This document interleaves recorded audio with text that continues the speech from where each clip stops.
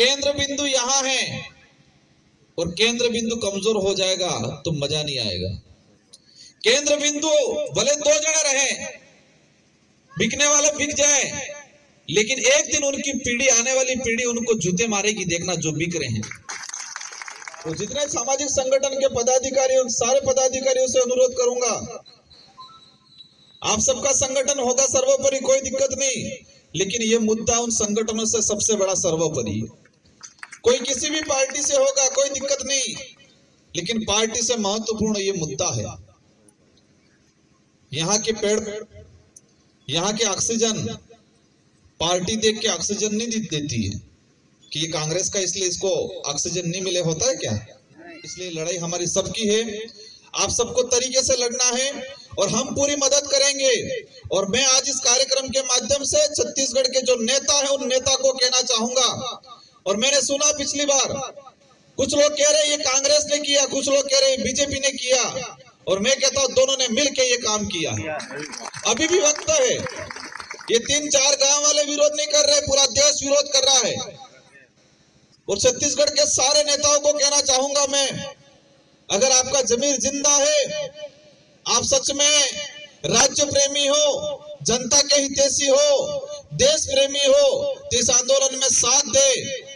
और एक बात मैंने आज ज्ञापन में मैंने पढ़ा कि हमारा देश लोकतांत्रिक है, हमारे यहाँ विधायिका होती है, और छत्तीसगढ़ की विधानसभा में प्रस्ताव लिया गया है कि इसमें कोई खनन अब नहीं होगा, और आज इसका भी अवहेलना, मतलब छत्तीसगढ़ की विधानसभा के अंदर जो प्रस्ताव लिया गया है उसका भी अवहेलना हो रही है। न्यायालय ने भी इसको लेके कोई फैसला सुनाया है। इसका मतलब ये हो गया कि ये हसदेव खतरे में नहीं है, हसदेव के साथ संविधान भी खतरे में है और देश भी खतरे में है, लोकतंत्र भी खतरे में है। हसदेव अकेले की बात नहीं रही है, यहाँ के आदिवासी के अकेले की बात नहीं रही है, संविधान की बात रही है, देश की बात रही है। और आप निश्चित रहना, हम राजस्थान से और हम दावे के साथ कहते हैं कि अगर छत्तीसगढ़ में आंदोलन होता है, छत्तीसगढ़ में आप लोग संघर्ष करते हो, उसके बराबर हम राजस्थान के लोग भी आपके समर्थन में खड़े रहेंगे।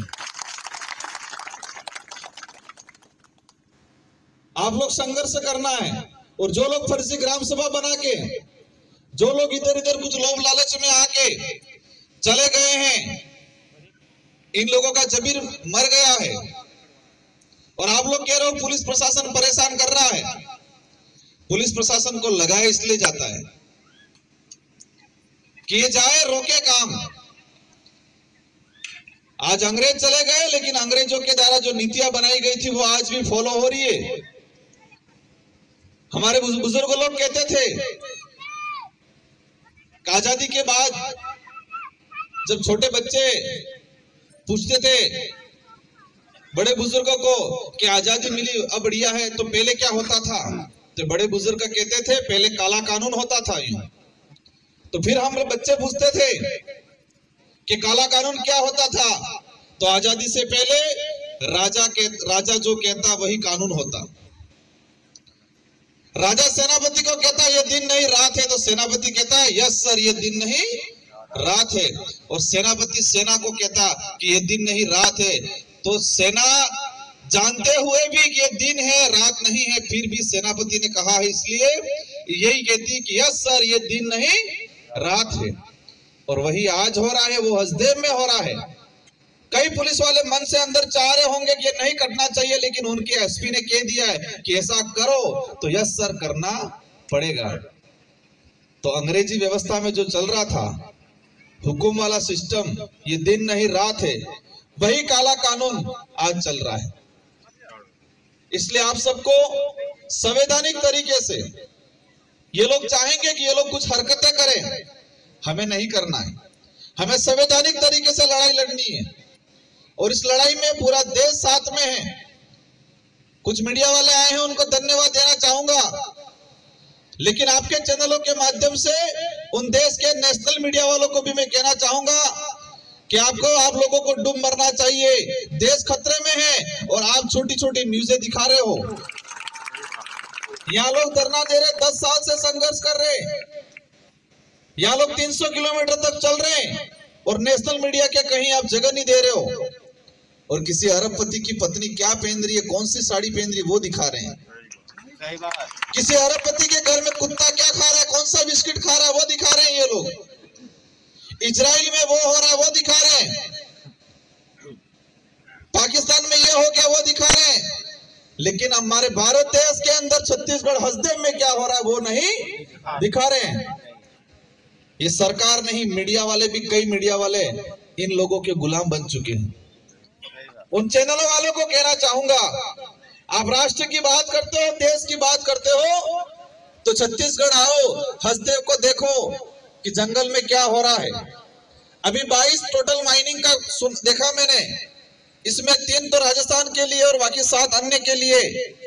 और यही आने वाले समय में अगर 22 से 22 होगी तो आज पहाड़ जो दिख रहे हैं वो पहाड़ नहीं रहेंगे। जो आसपास के पड़ोसी गांव वाले ये सोच रहे हैं कि हमारे क्या पड़ी है, लेकिन ये 22 अगर आने वाले समय में खनन हुआ तो आसपास वाले जो गांव, जो लोग आज आपका साथ नहीं दे रहे हैं, उनको भी एक दिन परेशान होना है, उनको भी आपकी याद आएगी। सारे छत्तीसगढ़ वालों से कहना चाहूंगा, हम लोग सब साथ में हैं, लेकिन आप मजबूती से लड़ो। छत्तीसगढ़ में जितने भी सामाजिक संगठन हैं, वो सारे सामाजिक संगठन एक दिन एकत्रित हो, एक डेलीगेशन बनाओ और राज्य सरकार से मिलो आप लोग। अगर वो नहीं मानते हैं तो ये धरना यहाँ चल रहा है। और छत्तीसगढ़ में जितने आदिवासियों के नाम से सामाजिक संगठन है, वो सारे सामाजिक संगठन रायपुर के अंदर धरना दो अनिश्चित काल के लिए। कैसे लड़ाई नहीं जीतते।